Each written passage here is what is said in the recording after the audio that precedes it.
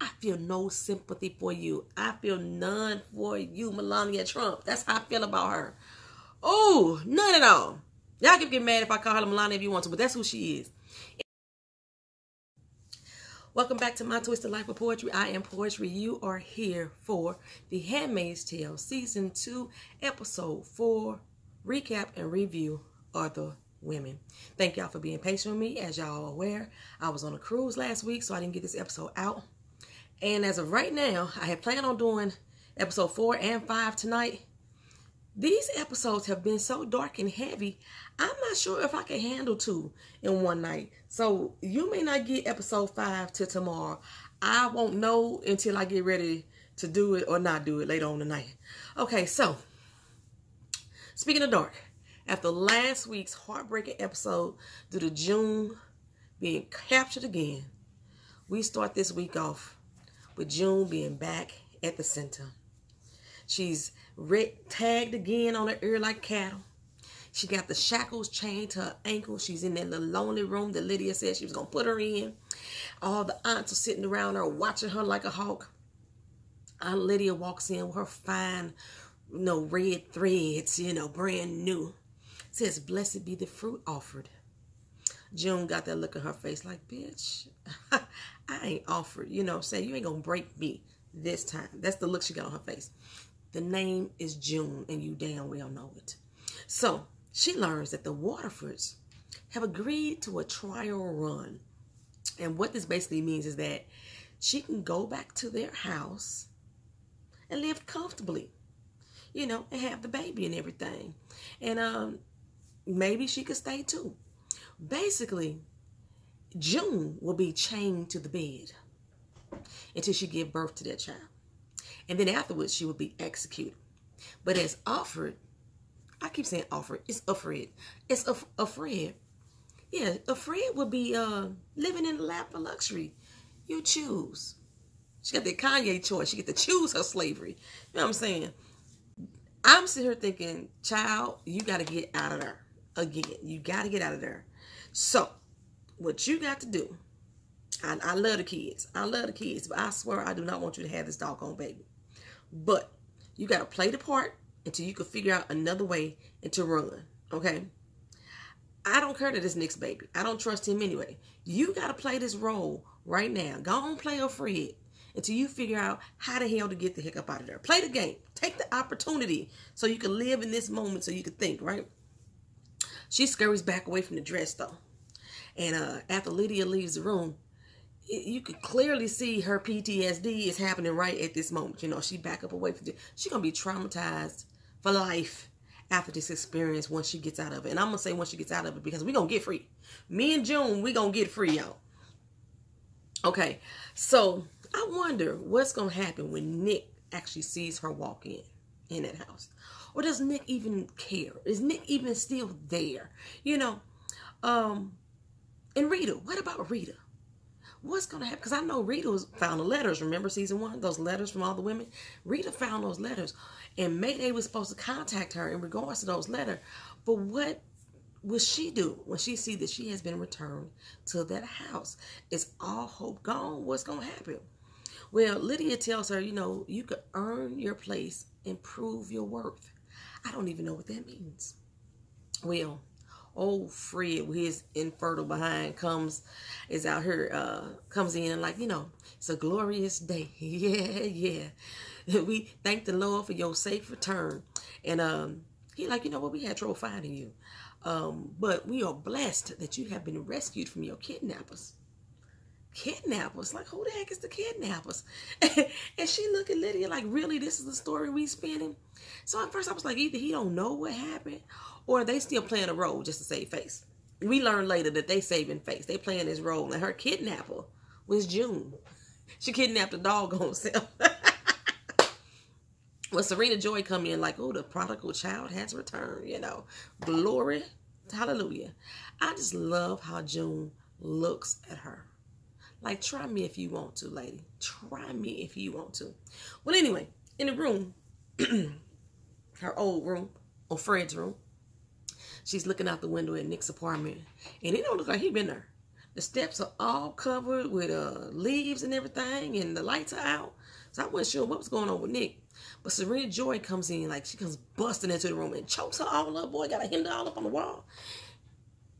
June calms down. She don't flinch. She don't flutter. She don't gag. She don't do nothing. She has no reaction. She just give her that death stare. You know that game we used to play when we was kids? You stir somebody into somebody break the stir first? Well, Serena broke that stir first. But she said it's been 92 days. Heifer, you had me on her 92 days. Everybody out here looking at us bad. So if it's been 92 days, which is 3 months and 2 days, basically she about 4 or 5 months pregnant now. Because I thought she was 5 weeks when she ran. So yeah, she's somewhere between 4 and 5 months pregnant. She tell her, hey, Serena Joy, remember, as long as my child is safe, your child is safe. Remember that. You know what I'm saying? Woo. Look, I guess the plus side to her being pregnant is that she ain't got to screw old Fred again. You know, I guess once you get pregnant, you can stop having sex with him. Well, as she in there taking her bath, you know how she like to soak in her bathtub, all the lights switch off. And who comes in but Lydia? Like, the power's down, you know. Let's get this bath going. Here's your towel, shake, wash off, clean up good. You know, she doing her armpits and the necks and then under the boob and everything. She said, no, get the vajayjay. We don't need none of that nasty woman's bacteria seeping into the baby. Clean it all up. And like she, you know, scrubbing herself. She looking up at Lydia like, you like this, don't you? You like this, don't you? I probably would have masturbated just because, you know, just to piss her off. But then she might have lost her hands. She's something else. Never mind. We got to think about our actions right now because we're trying to get free again. So we got to be really meticulous about the battles that we choose and the stuff that we want to do. But, yeah. Then she feel that baby kick. Shit just got real. If it wasn't real before, it's real now because she could feel the life moving inside of her. Well, the next morning, Lydia is there again. Like, did Lydia move in? What is going on? And Rita is like, damn, now I got to take orders from her too? Jeez, this house has just became real uncomfortable. Well, Rita gives her letters back and like, hey, I don't want this. I don't want to be a part of this. Here, take them down. And she was like, somebody's supposed to be coming for these. Martha, look, she said, look, you don't know how it's been around here. Life has been a living freaking hell. Well, the Marthas are downstairs. They set up for what looks like a social gathering. I didn't realize there was that many Marthas in the house. Oh, it wasn't that many. All the wives are coming, so all the Marthas are there cleaning up the house and everything, setting up for the little social gathering. And at first I was thinking that this episode was going to be about the Marthas. Like, I thought it was going to be about the other women being the Marthas. But no, it wasn't about that. So, you know, Lydia makes up a vitamin smoothie mix for June to drink. And I refuse to call her Offred. She's June. I don't want to call her Offred again. And in walks Nick. He looking like... Well, actually, he didn't look like that. Nick walked in with his unemotional face. I cannot read him at all. He shows no other expression other than... He could have been a good doctor or nurse because he ain't got no face. He don't give no facial expression. I don't know when a boy happy, when it's sad. He looks the same all the doggone time, which is probably why I don't trust him. He could have been a good Las Vegas poker dealer because he don't show no emotion on his face. Anyway, Lydia tell her to go ahead and toss back that mix. You know, go on, drinky. And at first she sips it. And everybody looking like, you could do better than that. So then she starts gulping it down. And she gulps it down enough for Serena Joy to, like, approve. And Lydia like, all right, that's good, that's good. But as soon as Serena Joy starts to walk away, she upchucks it all. All of it just came out. I swear this is how I was feeling last night. I was driving home from Chicago last night. And I ate some Burger King, got food poisoning. And I was all night driving home. It made my 4.5-hour trip 9 hours to get from Chicago to St. Louis. That's why I'm saying I ain't even sure if I'm going to get to this other video tonight because I'm so exhausted and tired. I'm depleted.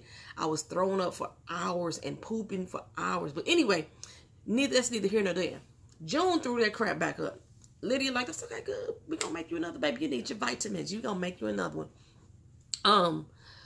Whew, child. This little gathering is a baby shower. How insulting is this? Ugh.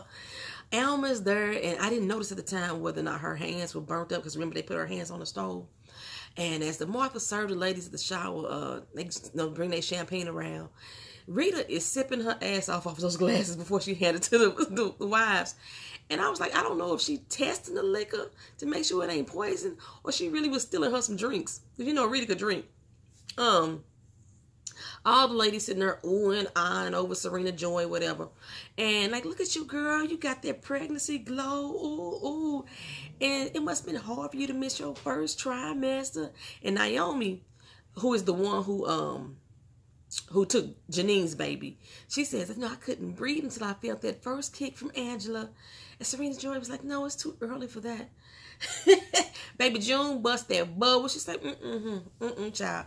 I felt the baby kick last night. Everybody turned like, what? Lydia put her hand on her shoulder like, you better calm the hell down. Calm down, girl. I'm like, your face is cracked, Serena Joy. What Forrest Rocks? If Forrest Rocks was watching the show, she'd be like, pick up your face, scratch your neck because you molded. I don't know what that means, but it just sounds funny as hell. Scratch your neck because you molded. That's funny. But yeah, Forrest Rocks say that all the time. Anyway, this is one of the few times that we get to see the commanders together. There was Linus, Cushing. Who else was there? Andrew, Fred. I can't think who the fifth one was. Anyway, we get to see me and they out there shooting play. One guy, like he's appreciate the one who name I don't know.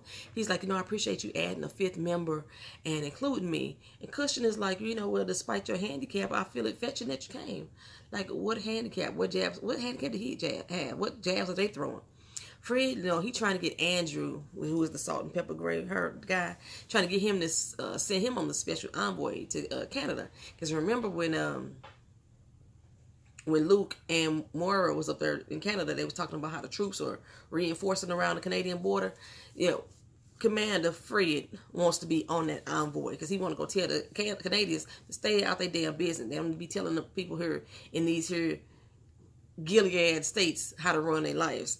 But Andrew's like, is your house even in order for you to be trying to be asking to go on the envoy? And he's like, yeah, my house is order. He said, no, back in order. Andrew reminds him that the baby ain't even here yet. There's still a lot of time to come. Well, Lydia is out there comforting Serena Joy, old Virginia Slim smoking ass. And she was like, don't worry, you're going to have a strong baby because, she a strong woman. And I know it's normal to resent her. That's just normal for everything. But from this point on, everything you do got to be about that doggone baby. She take that doggone Virginia Slim out of her hands. They can be that old cancer stick girl. Aunt Lydia is really about that life. She really about the life. She is really bought into this whole idea, hook, line, and sinker. Like, all I can say is, Serena Joy, you helped create this life. I feel no sympathy for you. I feel none for you, Melania Trump. That's how I feel about her. Oh, none at all. Y'all can get mad if I call her Melania if you want to, but that's who she is. Anyway, June is in the house sitting on the stairs and all the handmaids are walking by. And Alma comes by and she kind of stops her. And she learns that Mayday has gone silent. It is no longer helping the handmaids. Get the fuck out of here. I am so mad. I am so mad. I told y'all June was going to bring down the Underground Railroad. I told y'all she was going to do it. Oh, damn. Like, what now? What now, girl? That's like, she just killed off Harriet Tubman. That's basically what she just did. She sees the new of Glenn, the one that was her new partner after the old of Glenn got sent to the colonies. And, she calls out to her, but she keep walking, and Alma's like, they cut off her tongue for speaking up with Janine. And, of course, June is like, what the fuck? She's feeling the brunt of it all. But she's like, this is not your fault. This is not your fault. You didn't make her speak up. You didn't make anybody do anything. At least this part is not your fault. But, she can't help but to feel guilty. So, the ladies are performing a little ritual. It's kind of unfamiliar to me. I've never seen people do this before. But June is made to get on her knees down in front of Serena Joy, and their hands are bound together. It's almost like they were being united in marriage. I thought I've heard of something like this in marriage, where they knot your hands together or whatever. I guess this is a way to ensure that the baby will come to full term. And everybody's like, praise be all the heavens and the kingdom of God. And June is still sitting there just looking up at her like, Lydia's like, come on now, get into it. But she never did get into it. So she said, okay, she still want to be hard-headed. I got you. So we get our flashback of the episode. June is coming out of the gym, and a woman walks up to her and introduces herself as Annie, Luke's wife. I totally forgot that Luke was married when he started messing around with June. He was cheating on his wife to mess around with June. So this must be the other woman that we talking about her. June's the other woman. So she is there to ask June to back away from her husband. Like, if you weren't involved, then I could work on my marriage. He's a good man. And he wants to do what's right, but you are hindering that process. I just need you to step away and allow us to be us, you know. And June was like, you need to talk to Luke about that. Really, girl? That's some fucked up shit to say, I think. It's really selfish and fucked up to say. Like, I think if I had been confronted by the wife in a non-confronting manner, as which she came, asking me to help save their marriage, I couldn't dismiss it so easily. Like, she just really dismissed it. And it wasn't like June was unaware that there was a wife. You know what I'm saying? She just didn't care. She cared about herself at this moment. Oh my God, I just tied all that in. This is what June is showing, how selfish she is. And all her actions that she's taking is all motivated about what is making her feel good and what she's getting out of the situation. And that's exactly what's going on with Annie. You know what I'm saying? But yeah, if a woman ever confronted me, it's easy to dismiss the fact that a guy, I ain't gonna say it's easy. It's easier to dismiss the fact that a guy has a woman on the side or a wife, whatever, if you never see her, if you don't know who she is, or even unaware of who she is. And even like, if you started seeing him and then you find out that he has a wife, it's still kind of easier to dismiss it. But when it's confronting you right in the face. And then June said it's only been 3 months since y'all separated. 3 months at a long doggone time after a marriage is split up. You know, it's still reconciliation time. When you get a divorce, I think in almost every state, they give you at least a 6-month waiting period before your divorce is finalized. Anywhere from 3 to 6 months before your divorce is finalized. Just in case you guys happen to reconcile in that process. At least that's what the judge told me when I got divorced. That was the reason for it. It took us, I filed for my divorce. It took us 6 months for it to become finalized in case we changed our mind. So, you know, they ain't even divorced. They just separated at this point. And, but like I said, she didn't care. She didn't care about Annie. She cared about how she felt in this matter. And Annie said it to her. Annie was like, did you even consider me? Did you even think about what this is doing to our marriage? How you are wrecking our family? You know, after a while, you know, Annie got a little upset. She told, you know, you're a home wrecker. You was a selfish bitch and all kind of shit, you know. I know side chicks like to think that they ain't doing nothing. That it's the man. Even flip-flop. Let's flip it to it. A man is messing around with a married woman or a woman that has a boyfriend. Dudes don't care. They like, well, it's their fault. It's their woman's fault. Or it's the... No, you are directly involved. You are part of this process. You are enabling them. Whether they did it with somebody else, don't mean that they got to do it with you. You ain't got to be the one that's helping the process. And I can speak on it. I'm telling you, I can speak on it. Maybe I'll tell you that story one day. But I have been involved with a married person. And I look back on my actions. I was young, dumb, and stupid. It's not a good look. It's not a good look. You know, people take marriage seriously, and that's how Annie was looking at it. Now, we took vows. This is to death do us part. You know, some people don't take that to heart. Some people just think that's unrealistic. And, you know, I guess that's how she's feeling about it. When she gets home, Luke is on the phone going off on Annie, you know, and he's reiterating that it's over between us and you better leave June the hell alone. Stop stalking her, stop calling her, yada, yada, this, yada, yada, that. But he only talking to the voicemail. Because he was like, you trying to wreck our life? But no, Luke, you wrecked your life because as June said, y'all weren't even separated when y'all started messing around. You willingly started cheating on your wife. And his response is, oh, I love her way more than I love you way more than I could ever love her. You opened that window up. I mean, if you had met June afterwards and then said, you know, I love her, I ain't never loved her like I love you, then maybe I could go with that. But you invited this into your marriage. You soiled that marriage, Luke, and you did it with the help of June. June is not innocent in this. But Luke is the real asshole in this whole situation. That's why I feel no shame at all. I don't feel nothing that she is now pregnant with Nick's baby and she done caught feelings for Nick. Karma is a motherfucker, ain't Luke. I can't wait till he find out about this baby and Nick and everything. Okay. We go back to the house. Side note, that xylophone, that used to be my favorite toy ever. Just playing on that xylophone. Something about those little bells and little dings is really soothing to me. And I used to always love to buy a baby a xylophone. Other people just find it nerve-wracking. I love the sound of xylophones. Anyway, Serena Joy is bundling up all the little toys and gifts they had. And she makes a comment about how she didn't want the baby to be spoiled with all these gifts. And June comes up and says, you know, when we had my baby shower, we gave half the gifts away. Baby, Serena Joy turned and looked at her with such disgust. I'm not even sure what made her so mad. If y'all understand why Serena Joy got so mad at that comment, then let me know. I mean, because I don't think that June was being malicious at that point. She just was saying, as a matter of fact, we had to give a lot of things away. I mean, she has been trying to be malicious throughout, you know, just to, like, you know, turn the needle on her side, like, this really ain't your baby, and maybe that's what Serena Joy is feeling. I just didn't feel that that's what June was doing in that moment. But, boy, Serena Joy turned, and she knocked the cowboy shit up out of Rita. Hit her hard. And she only hit Rita because she can't hit June. And I know Rita is like, motherfucker. Oh, wee. Oh, wee. Well, Sarita storms, not Sarita. I said Sarita because I'm mixing Rita and Serena. Serena Joy storms into Fred's office and she got to go. She got to go now. You said it was my choice. She got to go back to the center until she had a doggone baby. And I don't give a damn what happens to her afterwards. You know what I'm saying?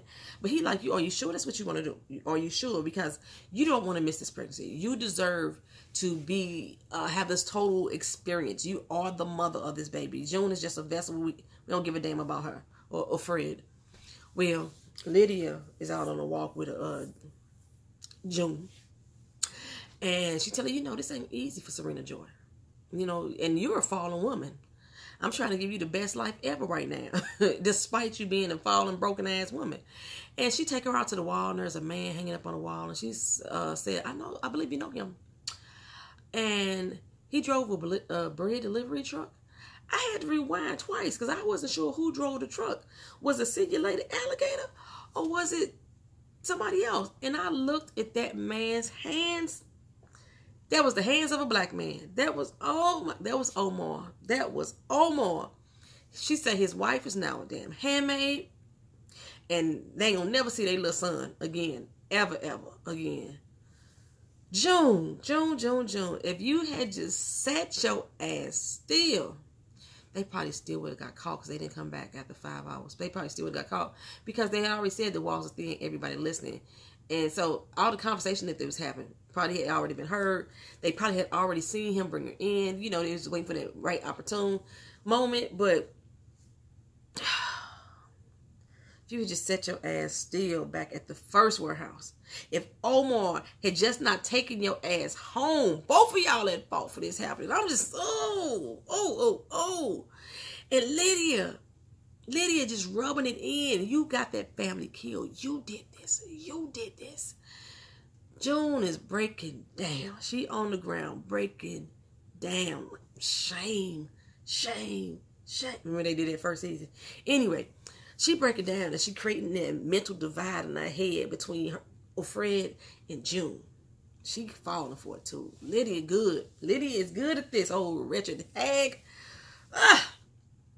So literally, Lydia got her crawling back, begging for forgiveness and begging the Waterfords to let her stay in that house and thanking them for being there for her and being gracious and grateful. And Lydia say, so it is done. You know, I'm sure y'all all gonna find y'all way because Serena Joy is not having it. She is pissed off about it though. So late at night she goes creeping in the Offred's room because now she's back to being afraid. She's back to being afraid. She creeped into her room and she wrapped herself around her body. Because first I was like, girl, you better watch out. You're going to wake up dead. But she wraps herself around her body just to feel the baby's stomach and comfort the baby. Like, you know, like a mother would do. You would talk to your baby in the womb. And she said, Mama loves you. Mama loves you. June couldn't even let the tears fall. She wanted to. They were welled up. She couldn't let them fall. She just so wrought and so just destitute at this point. She goes back into the closet and finds comfort on the floor again. And the phrase that she had on the wall, it's gone. They done puttied over that. You ain't gonna find no solace in this room. And she's sitting there like, it's my fault. This is all my fault. They flash back to the past again where June, Luke, and Hannah Banana, they all together in a little coffee shop, and look up and there's Annie standing there, a broken woman, watching her husband, or her ex-husband, with a baby with the woman that he cheated on her with. And Annie fled out. And I think at that point, June didn't feel no guilt for real. She kissed and hugged on Hannah like, I got what I wanted. I'm happy. This is my life. I'm not going to be ashamed about that. But right now, in this moment, in that closet, she realized how much fault she really had back in the day. How selfish that she really could have been. And she's like merging these two ideas together in the present. Like everything that's happened, everything I've done, everything that's happened to everybody else's pain that they feeling right now, it is all my fault. She get up, put on that red dress again, and she covered up June. Now I got to call her Offred again. On her way to the market, Nick tried to reach out to her. He's like, look, I tried to get you out. I tried to do everything I could to get you out. And he's like, June, June, June. And she's like, hey, well, it's nice weather we having today. She keeping it walking. She emerged out of that house on a new day as Offred once again. I don't know what it's going to take, y'all, to give her the strength to fight for June's freedom. Because, Aunt Lydia told her that Offred is free. June, she ain't shit. She might as well be dead. And June, after everything that has happened in this particular day, in this particular moment, she wants to forget who she was as a person and forget June. That's had to be what they did to Janine, because Janine was so brainwashed. Y'all tell me what y'all think. What do y'all think is going to have to happen? Is Maura going to have to come down to Canada and try to get her out? Like she try to get her out that whole house? Is her mama... No, she ain't even off the fact her mom at the colonies. Her mama might be dead by now.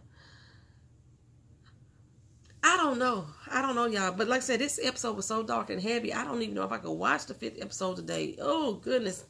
I ain't going to don't count on it today. Look for it tomorrow. It might pop up tonight, but don't count on it. Just like, comment, share, and subscribe to the channel if you have not already done so. Leave your comments down in the comment section. If you felt that I forgot anything, go ahead and drop that down too. If you think I needed better understanding about anything, go and drop that down there as well. Hit the notification bell on your way out so that way you can know when the next video pops up, because I'm not sure when I'm doing it. All right, y'all. Talk to you later. Peace.